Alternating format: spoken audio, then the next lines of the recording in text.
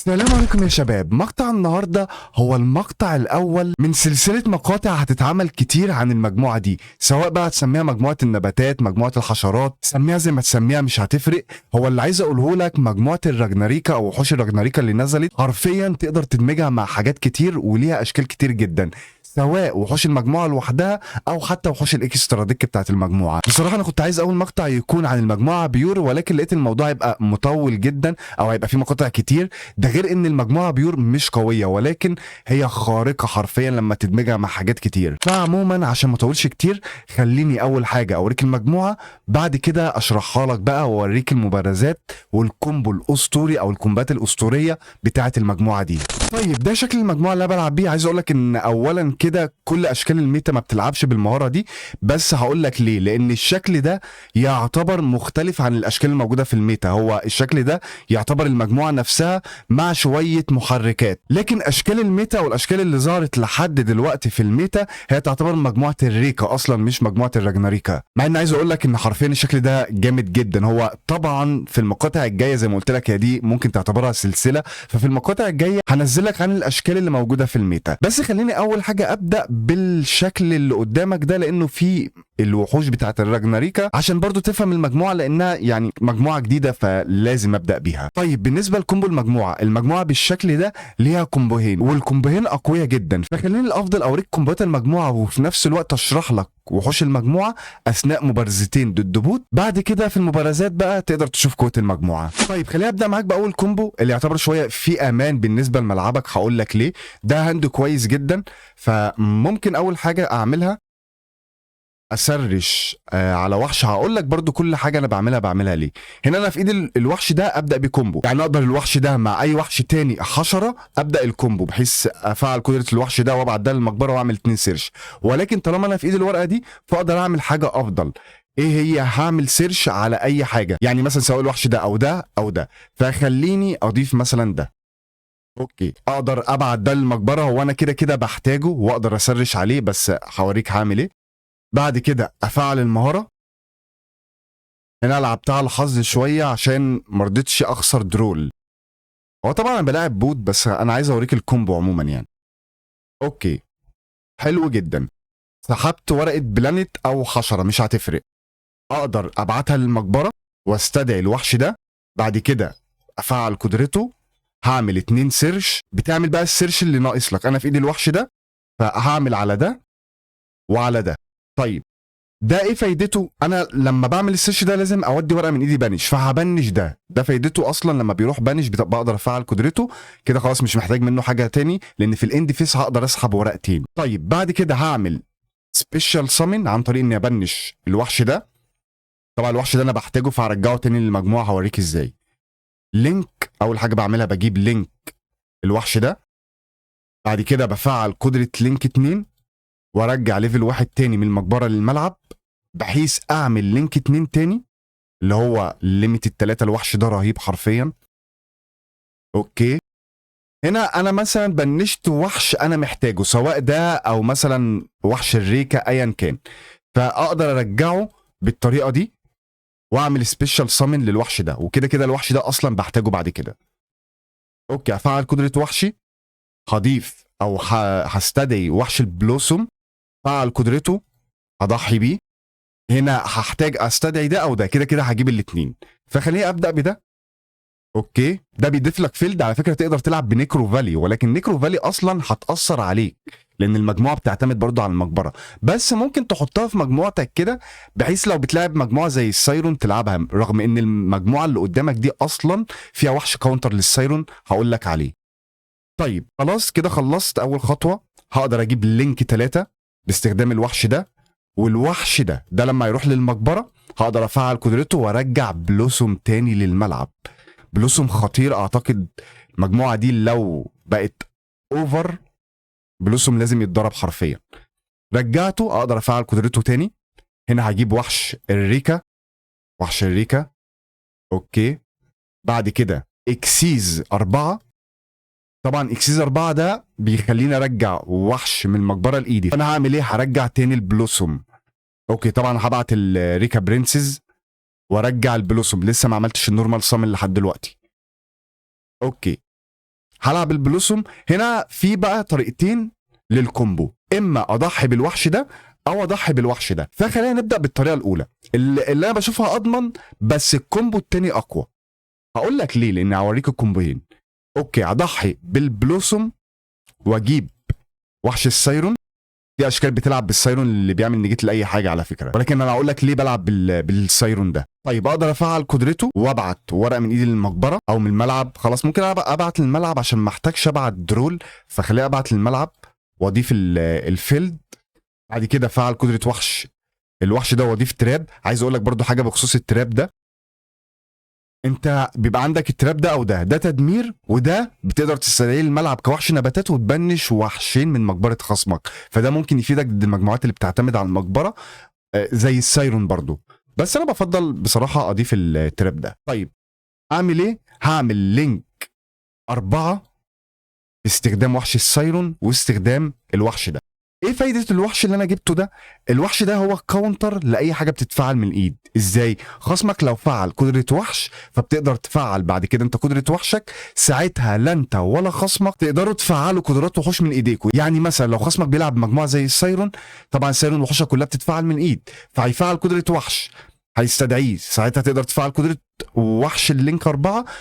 بعديها خصمك مش هيقدر يفعل اي وحش تاني من ايده، يعني من الاخر مش هيقدر يستدعي وحوش سايرون من ايده. ده على سبيل المثال، طبعا في مجموعات كتير برضو فيها وحوش بتتفعل من الايد. طيب بعد كده هلعب السبيل او الفيلد، هضيف لايدي وحش السايرون، هقدر استدعيه. طبعا هجيب السايرون التاني.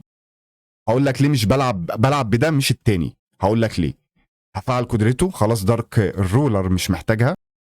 اوكي، هنا بقى بجيب الوحش ده عشان اضيف تراب الريكا. تراب خارق، تراب الريكا خارق حرفيا. مع الفيلد انت بتقدر تضحي بوحش من ملعب خصمك وتاخد وحش تاني باستخدام الفيلد والتراب ده، غير طبعا وحشك اللي في المقبره اللي هو نيجيت. هنا هفعل قدره، طبعا لو مش عندي الوحش ده او وحش ريكا عموما او ده مش هتقدر تفعل القدره دي.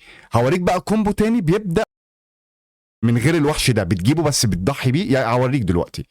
اوكي، ده كومبو يعتبر قوي جدا، وانا بالنسبه لي امان عن الكومبو التاني، لان الكومبو التاني بتجيب وحوش اقوى، ولكن انت لو بلعت مثلا فوربيدن دروبلت هتبلع الوحوش كلها، لكن هنا انت في وحش بتقدر تجيبه في دور خصمك، فدي الميزه الوحيده. طيب طبعا في ايدي درول عن هيدوري، اقدر افعل قدره وحش اللي في البنش، هسحب ورقتين انت وحظك بقى، سحبت افكتيفيلر سحبت درول على حسب عندك ايه. طيب الهاند ده كويس جدا، اقدر ابدا بيه الكومبو عادي، واقدر الاول افعل المهاره عشان ممكن اظبط الهاند اكتر، ويبقى عندي امكانيه اني اضيف الوحش اللي بقدر ابنشه واسحب ورقتين. فخليني اوريك الكومبو كده من غير ما يعني ما افعل المهاره.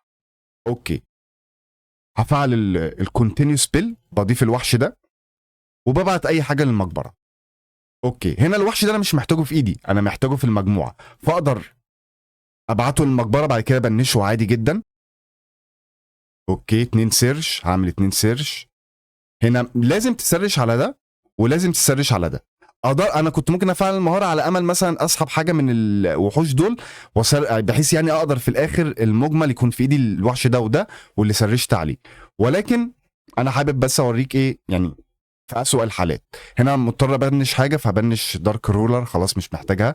عشان استدعي الوحش ده ببنش ليفل 4 من المقبره، طبعا ليفل 4 برجعه تاني، قلت لك ازاي.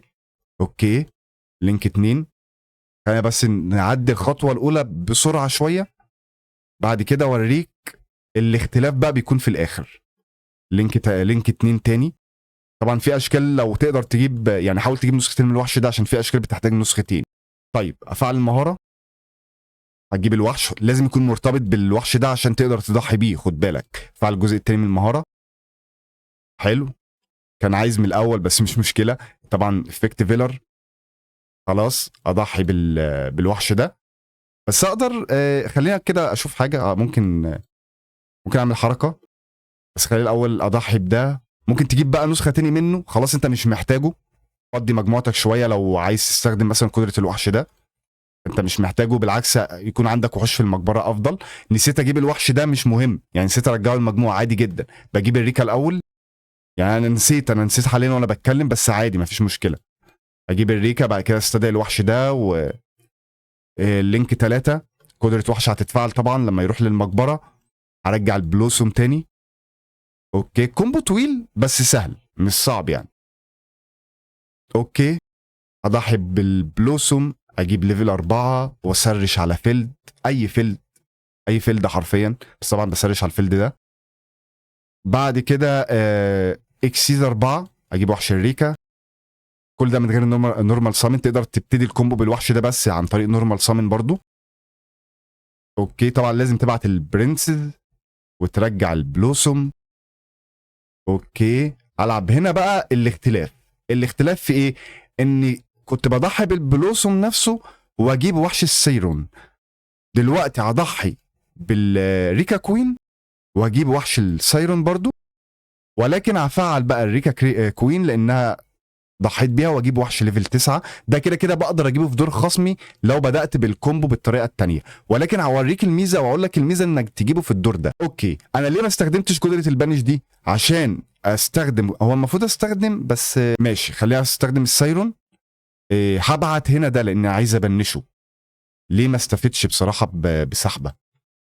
اضيف الوحش ده، بعد كده استخدم قدره اللينك 3 بنش اي حاجه، بس طبعا اوعى تبنش ده، اوعى تبنش ده. هبنش الوحش ده وممكن ابنش ده. اوكي، هنا القدره دي بتحط لك ماتيريال، بس انا مش عايز احط ماتيريال وحش لان عندي وحش. زي ما قلت لك هقول لك الفايده انك تجيب الوحش ده ايه. اوكي، بنش طبعا افعل قدرته عشان اسحب الاوراق. لينك 2 اقدر افعل قدرته بقى من المقبره هنا، ارجع البلوسوم للمجموعه واجيبه. وهنا هجيب بيج بوس لينك 5.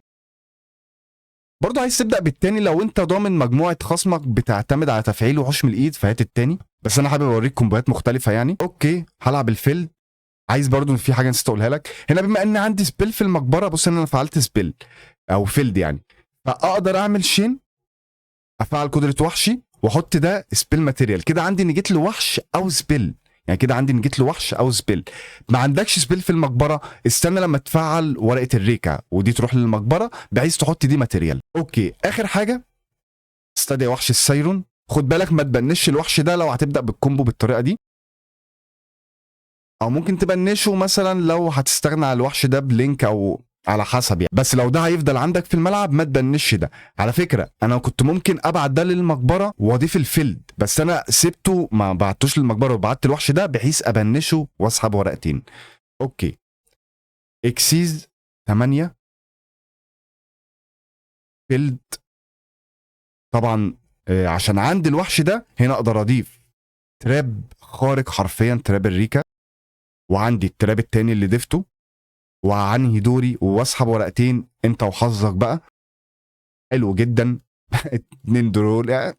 بصراحة أنا شايف المجموعة قوية جدا. لو أنت مش فاهم إفكتاتها أو بتعمل إيه، خليني أقول لك: عندك نجيت لوحش أو سبيل، عندك تضحية تريبيوت ده خارق في اللعبة، عندك تدمير لوحشين، عندك هنا برضو تقدر تضحي بوحش عند خصمك وتسرق التاني باستخدام مع استخدام الفيلد، او تضحي بوحش بلانت من عندك وتاخد وحش عند خصمك، وعندك نجيت كمان هنا نجيت له وحوش. ده غير ان عندك برضو تراب تدمير وفي ايدك بقى على حسب هاند تراب اللي انت صاحبهم. طيب المبارزه دي على فكره بعد تطبيق قائمه البان بدات فيها اول، بقيه المبارزات هوريك بقى حاجات مختلفه يعني. دي بادئ لك بالكومبو بتاع المجموعه، بس بما اني شرحت الكومبوهين بالتفصيل فبقيه المبارزات بقى هوريك مبارزات مثلا بلعت فيها كايجو، لافا جولوم، نيبيرو، الحاجات دي مبارزات بدأ التاني.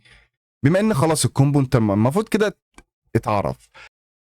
اللي ما بيحطش لايك يا ريت لو بتشوف الفيديو حط لايك، ويا ريت لو مش مشترك تشترك في القناه، لان الريتش عندي حرفيا الايام دي ضايع بسبب ان عايز اقول لك حرفيا اكتر من 80% بيتفرجوا على الفيديو او الفيديوهات عموما لا مشتركين ولا بيحطوا لايك، لدرجه ان انا بدات افقد الشغف حرفيا. الريتش حرفيا متدمر، فحط لايك يعني مش هتخسر حاجه. بقدم لك محتوى وبتعب فيه، طالب منك لايك بس.